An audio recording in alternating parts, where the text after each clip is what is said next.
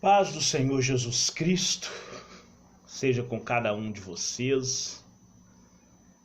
Graças a Deus que nós estamos felizes que o Senhor Deus tenha nos dado mais um dia, para estarmos na presença dele, Porque sem o Senhor na nossa vida, seria impossível que nós viéssemos receber a graça de Deus, receber o amor dele na nossa vida. Sem a presença de Deus na nossa vida, seria impossível que nós viéssemos servi-lo em espírito e em verdade. Mas graças a Deus que o Senhor nos concedeu essa graça de nós recebermos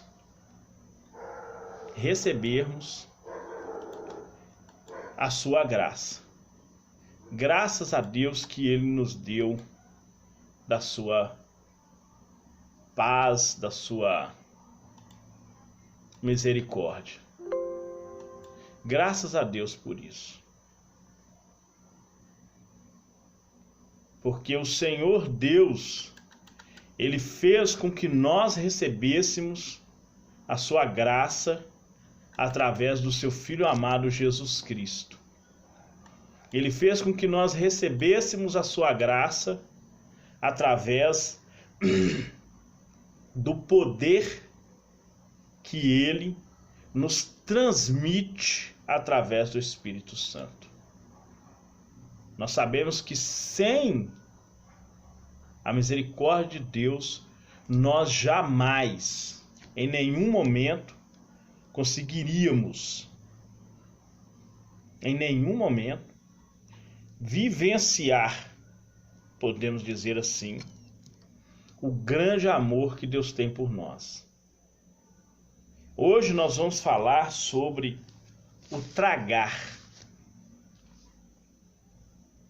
O tragar do diabo na vida das pessoas.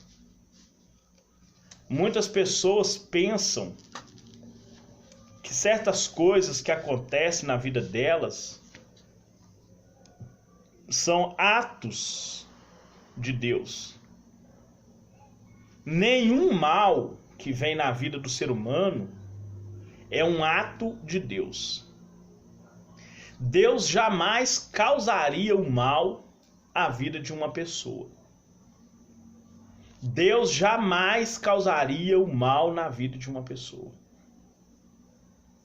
Os dois grandes erros de Jó foi achar que Deus atribui o mal ao ser humano. O elemento que causa o mal na vida do ser humano é o diabo, o pecado. Isso causa o mal na vida do ser humano, não Deus. Deus não é o autor do mal. Deus não criou o mal.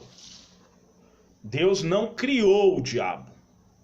O anjo querubim ungido é que se tornou adversário de Deus, pelos seus próprios interesses pecaminosos. É que ele acabou se tornando esse inimigo de Deus, esse adversário, esse diabo, porque a palavra diabo quer dizer adversário. Então, o tragar do diabo na nossa vida, ou na vida da pessoa evangélica que se desvia dos propósitos de Deus. Então nós vamos abrir a nossa Bíblia lá no livro de 1 Pedro. Livro de 1 Pedro é o versículo-chave que nós vamos usar, Nós vamos usar esse versículo muito conhecido no meio evangélico, que é 1 Pedro capítulo 5, versículo 8. É o mais conhecido no meio evangélico. Diz assim: sede sóbrios, vigiai, porque o diabo, vosso adversário, anda em derredor, bramando como leão, buscando a quem possa tragar, ao qual resiste firmemente na fé, sabendo que as mesmas aflições se cumprem entre os vossos irmãos no mundo. Nós estamos vendo que o apóstolo Pedro, ele usa o mesmo termo do apóstolo Tiago. Sujeitai-vos a Deus, resisti ao diabo, e ele fugirá de vós. Então aqui está dizendo que o diabo é nosso adversário, anda em derredor, o qual resiste firmes na fé. É nossa obrigação resistir firmemente na fé às astutas ciladas do diabo. É nossa obrigação. Como bons soldados de Cristo, como bons guerreiros de Cristo, nós temos a obrigação de resistir o diabo. Nós temos essa obrigação. Então, quando o homem caiu em pecado, Satanás passou a ser o dominador. Deus tinha dado o poder de domínio para o homem. Deus tinha dado o poder de domínio para o homem. Deus falou com Adão. Deus falou, vamos criar o homem, a imagem e semelhança, que domine sobre as aves do céu, sobre os peixes do mar, sobre todas as aves e os répteis que andam sobre a terra. Então, o domínio do homem, ele era um domínio natural sobre os animais e também espiritual, por causa da comunhão íntima que o homem tinha com Deus. Então, no plano espiritual, o homem também dominava. Pela queda do homem, o homem continuou dominando a terra, porque Deus não tomou isso dele, que Deus dá é irrevogável. Só que agora o homem passa a ter um adversário mais forte, que é o diabo, que passa a dominar as coisas espirituais.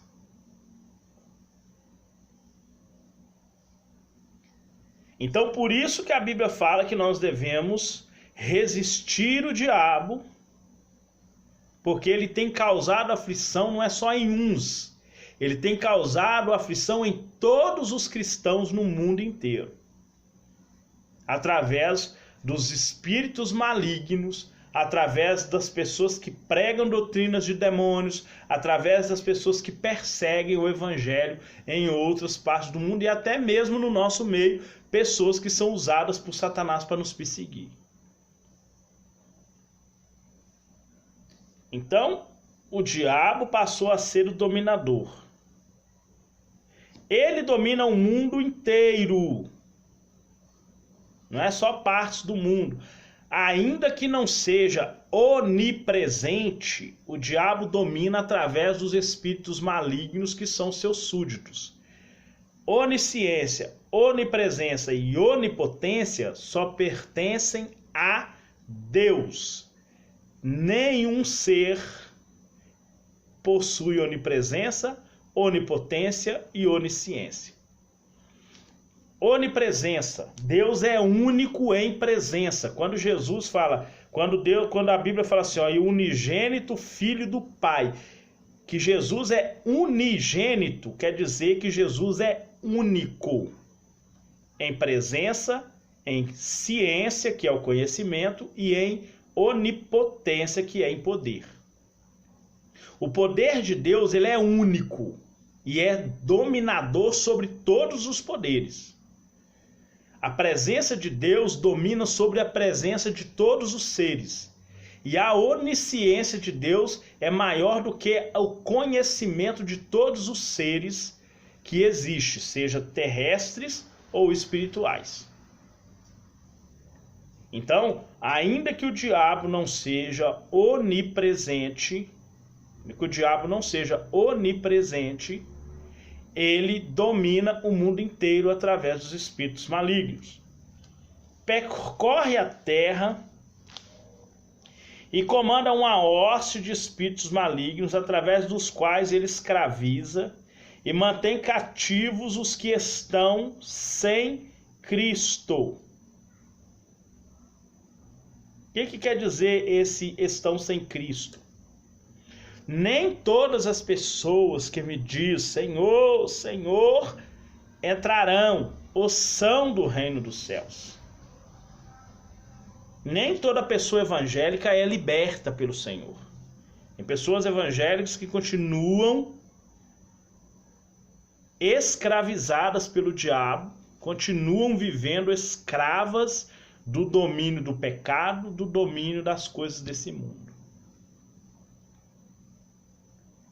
Existem pessoas evangélicas que não são libertas, que não nasceram de novo, que não herdarão o reino dos céus, ainda que sejam pessoas abençoadas, usadas por Deus, pessoas de renome, pessoas famosas, pessoas que têm grande influência na sociedade, que perderão a sua salvação unicamente porque são pessoas que não se libertaram da sua vã maneira de viver.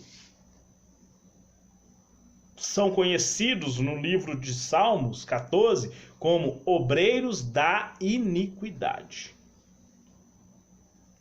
que devora o povo de Deus como devora-se pão. Com suas doutrinas demoníacas, com seus ensinamentos distorcidos e com seus ventres cheios de malícia. É o que fala lá em 1 Timóteo 4:1, 2 Timóteo 4, do 1 até o 6.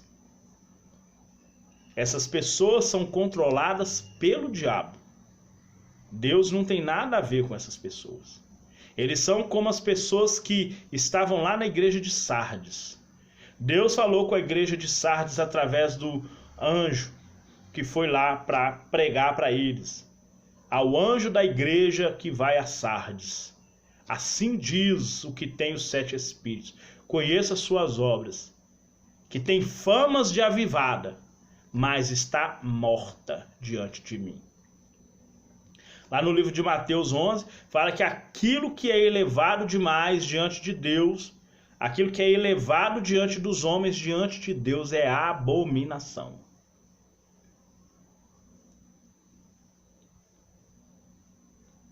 Então, Satanás, ele escraviza e mantém escravizadas as pessoas que, mesmo que aceitaram Jesus, estão cativas.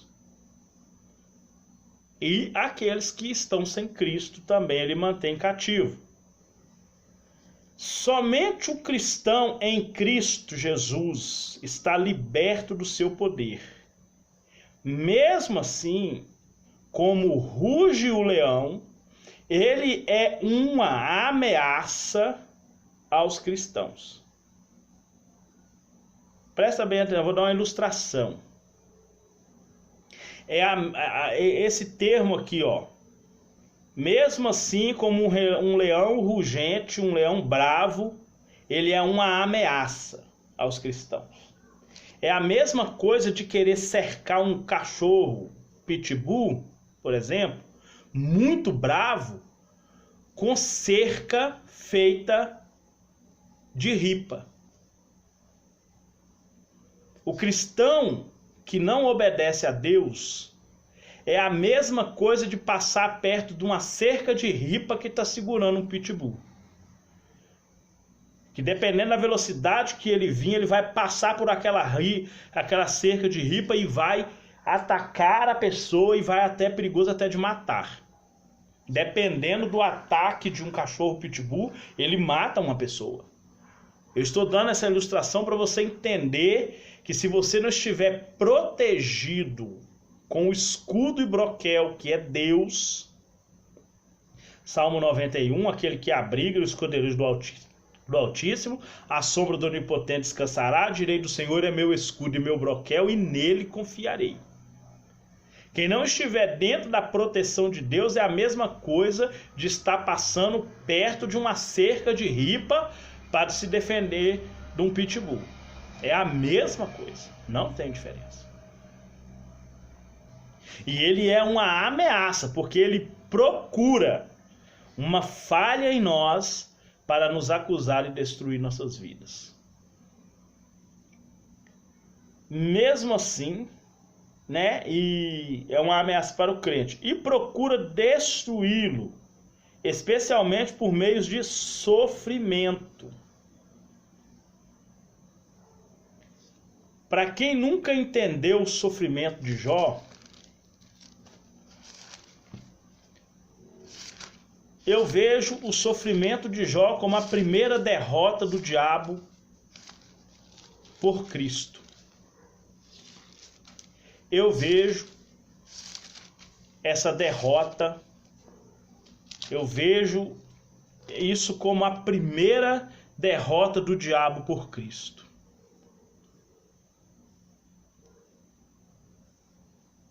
Veja bem que ele tenta nos destruir por meio do sofrimento. Nós podemos ver o sofrimento de Jó, que era reto, íntegro, temente a Deus e que se desviava do mal. Essas qualidades classificam uma pessoa justa diante de Deus. E não haveria nenhum motivo para que Deus permitisse que o diabo fizesse o que fez. Mas a história de Jó é para nos ensinar uma verdade e uma coisa muito linda com relação a pessoa ser um cristão verdadeiro. Eu vejo que a perseverança de Jó na sua fé, veja bem, a perseverança da fé de Jó, a perseverança na sua fé em Deus, permitiu que o propósito de Deus prevalecesse sobre a expectativa de Satanás.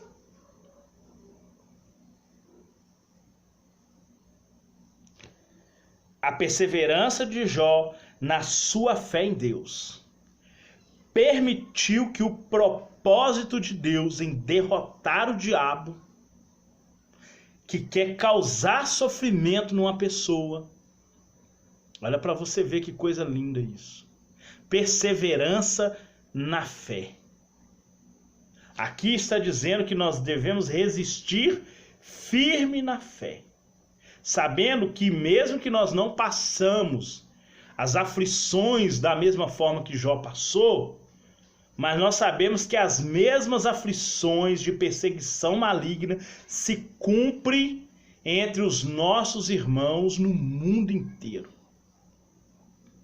Então, a perseverança de Jó, veja bem, permitiu que o propósito de Deus prevalecesse sobre a expectativa do diabo de destruir o cristão verdadeiro através do sofrimento.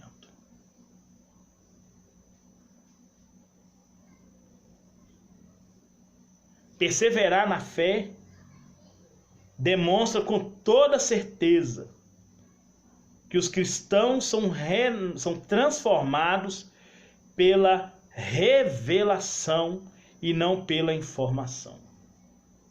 Conhecer Deus de ouvir não transforma ninguém, mas a revelação da fé em Deus, ela muda a vida de uma pessoa. É o que eu vejo no sofrimento de Jó. Que a perseverança de Jó na sua fé frustrou os sofrimentos, frustrou os planos do diabo de destruí-lo.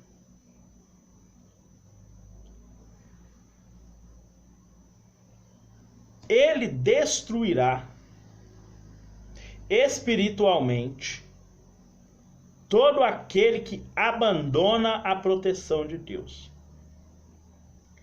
Através da nossa fé no sangue de Cristo, da nossa luta espiritual no Espírito e nas orações a Deus, estamos plenamente equipados para derrotar as astutas ciladas do diabo. Resistir-lhe e ficar firmes na fé. maior é o que está em vós, maior é o que está em vós do que o que está no mundo. 1 João 4, versículo 4. Maior é o que está em nós do que o que está no mundo. O diabo pode querer te tragar. O diabo pode até querer levantar contra a sua vida. Mas se você estiver alicerçado no Senhor, de nada adiantará. Que Deus possa te abençoar poderosamente. Pai querido, Deus amado. Deus que criou os céus e a terra, nós agradecemos ao Senhor por esse momento. Muito obrigado, Pai, porque o Senhor é bom e a tua misericórdia dura para sempre. Meu Deus, que nós venhamos estar com a nossa vida, guiada pelo teu Espírito Santo. Abençoa a vida dos nossos irmãos, em nome de Jesus. Amém. E graças a Deus. Amém, irmão? Que Deus abençoe sua vida poderosamente, em nome de Jesus.